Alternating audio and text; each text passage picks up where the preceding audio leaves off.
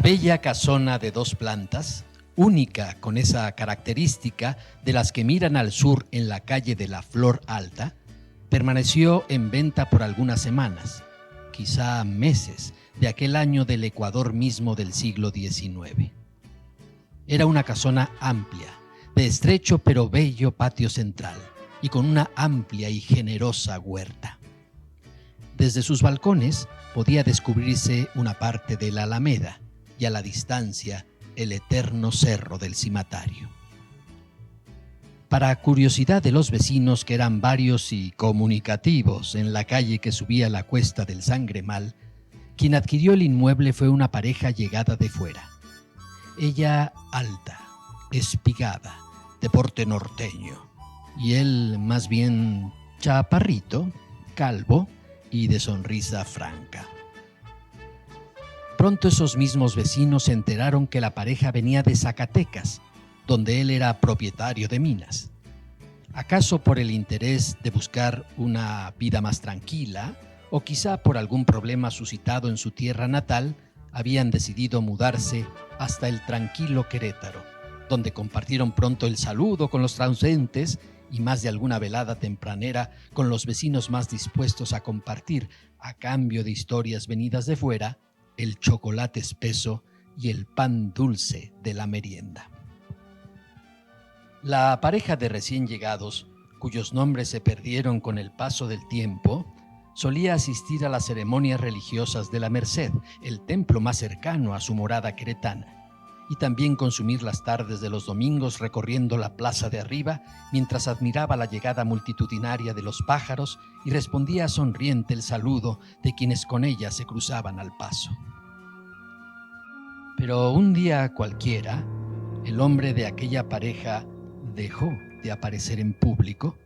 provocando con el paso de los días la extrañeza de los vecinos y también de algunos de los vendedores que con regularidad acudían por los entornos tocando de puerta en puerta a ofrecer sus productos. La zacatecana empezó a asistir a misa en solitario y a pasear menos. Incluso desestimó alguna invitación que una vecina le extendió para compartir una deliciosa agua de Jamaica. La mujer sostuvo entonces que se encontraba un poco indispuesta y que dejaría la oportunidad, si no hubiese inconveniente, para otra ocasión. Y aunque la curiosidad del vecindario subsistía, se fue ahogando, primero en la creencia de que el hombre ausente seguramente habría regresado a Zacatecas a atender algunos apremios de sus negocios, y después a que habría habido alguna desaveniencia entre la pareja que los había obligado a una separación quizá definitiva. Pronto circuló en las pláticas de merienda y en las conversaciones circunstanciales la versión de un pleito conyugal irreconciliable. No fue sino hasta bastantes meses más tarde cuando, por el vecindario primero y por la ciudad entera después, empezó a correr el rumor de una más trágica ocasión de la ausencia. Una de las 2 sirvientas de la casona, una mujer ya entrada en años que había venido con los dueños desde Zacatecas, confesó a la otra, una jovencita de una comunidad de las cercanías que había sido contratado ante el enorme esfuerzo que representaba la limpieza cotidiana de la casona, que en realidad la patrona había asesinado a su marido, aprovechando la oportunidad de la noche y haciéndose ayudar por un antiguo mayordomo que con ese inconfesable propósito había viajado desde la misma ciudad de origen de los dueños. El caso es que tampoco el mayordomo podía corroborar la historia, pues a decir de la vieja sirvienta, justo después de matar al zacatecano y de cavar la fosa donde lo depositaría en la huerta, la mujer lo había matado también, aprovechando el hoyanco para depositar ahí y para siempre los 2 cadáveres. Los chismes iban y venían en torno a la hipótesis sin que nunca pudiese ser corroborada, hasta que una mañana de abril de 1859, antes de que se hubiese cumplido la primera década de la llegada de la pareja a estas tierras, y apenas iluminando los primeros tímidos rayos del sol la ciudad, apareció la zacatecana, muerta, en la acera que da pie a la Plaza de las Tamboras, a espaldas justas de la Merced, cuyas campanadas llamaban ya a la primera misa del día. El cuerpo de la infortunada mujer, enfundado en un vestido teñido en sangre, presentaba infinidad de puñaladas que hablaban de la hazaña con la que el crimen había sido perpetrado. La ciudad entera se consternó con aquella dramática aparición matinal, y los decires sobre el violento asesinato cambiaban de versión a cada boca de los vecinos sin que la autoridad encargada de las investigaciones alcanzara a descifrar a sus autores. Las dos criadas declararon que la noche anterior la señora se había retirado a sus habitaciones con la rutina propia del caso, que ellas habían hecho lo mismo en la planta baja del inmueble y que durante la noche nada habían escuchado más allá del canto de algún gallo y el esporádico ladrar del perro de un vecino. Tras la toma de declaraciones y las pesquisas que a su buen entender desarrollaron los investigadores policiales del caso, concluyeron que seguramente los asesinos subieron hasta la planta alta por una escalera, forzaron alguna de las ventanas, mataron en su propia alcoba a la zacatecana y dieron final a su aventura bajando el cadáver por la misma escalera y depositándolo en el lugar donde fue encontrado, a la vuelta justa de la casona. Tan contundente fue su conclusión que todo mundo la consideró una verdad inobjetable y científicamente comprobada. Muchos años después, el presbítero Francisco Caro confesó a sus más allegados una anécdota que, de alguna manera, corroboraba la idea de que la mujer había sido asesinada en sus propios aposentos. Aún con temor a pesar del tiempo transcurrido, contó cómo la noche anterior a la aparición del cadáver tocaron a la puerta de su casa eso de las 10 de la noche,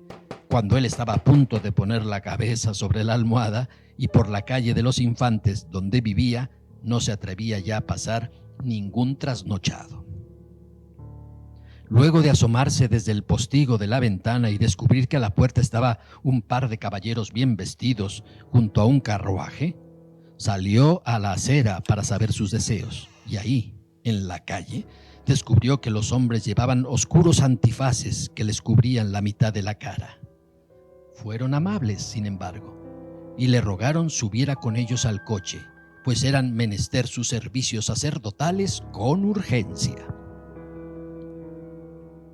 Ya en la parte posterior del carruaje, que fue y vino por calles empedradas como para confundir sobre su destino,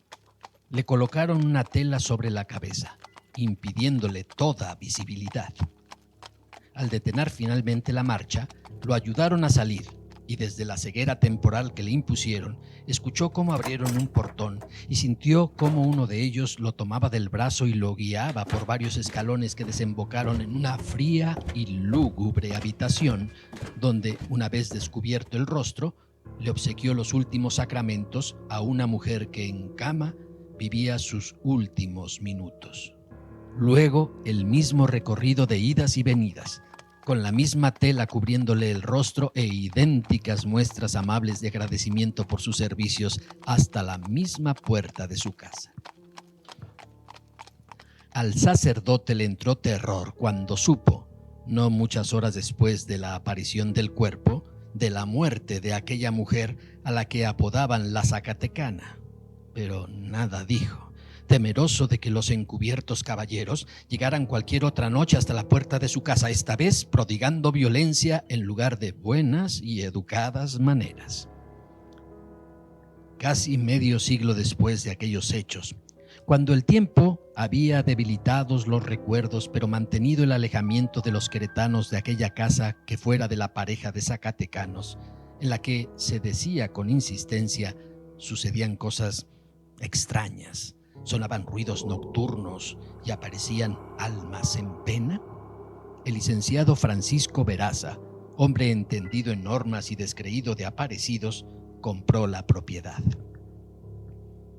Una mañana de primavera, en la que todavía se vivía la dulzura afrancesada del porfiriato,